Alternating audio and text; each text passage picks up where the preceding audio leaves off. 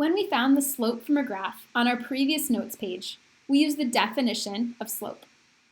What is happening to y when x goes up by 1?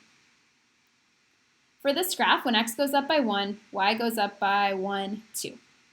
X goes up by 1, y goes up by 2. X goes up by 1, y goes up by 2. You get the idea. The slope of this line is 2. That is one strategy for finding the slope from a graph.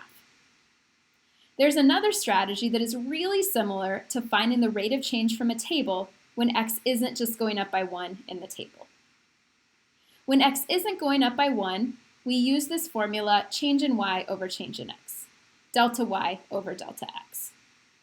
Dividing the change in y by the change in x gave us the rate of change from a table, and we can do the same thing here from a graph.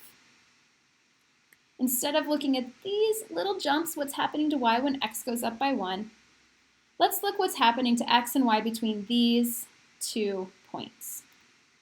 So between these 2 points, x is going up by 1, 2, 3, 4. And y is going up by 1, 2, 3, 4, 5, 6, 7, 8. Therefore, I can use this formula. Y is changing by 8. X is changing by 4. 8 divided by 4 is 2. Hooray! My slope is 2, which is what I found earlier.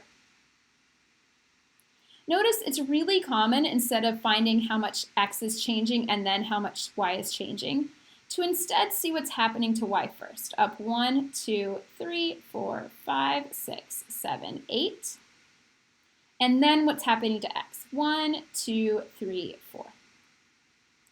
This is more common because in my formula, the change in y is in the numerator.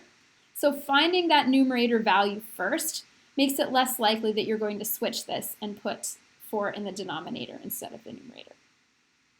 Either of these is okay though. These are both examples of slope triangles, meaning triangles that you draw to find the slope, and they are both completely fine. I will say this is more common though, just to make sure that you put the delta y in the numerator. Now, just like we had some different vocab for graphs, slope instead of rate of change, y-intercept instead of start value, we don't say delta y over delta x generally for a graph. Instead of saying delta y over delta x, we say rise over run. But these mean exactly the same thing. To find the slope from a graph, you divide how much y is changing, the rise, by how much x is changing, the run. For this graph, the rise is 8, y is increasing by 8. The run is 4, x is increasing by 4. You may notice that there's not just one possible value of the rise or the run. There's not just one possible slope triangle. These are the same graph as above, but we're going to draw some different slope triangles and see that even with different slope triangles, we get the same value of the slope. Let's start with these 2 points.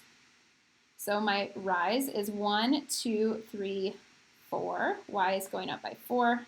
X is going up by 1, 2.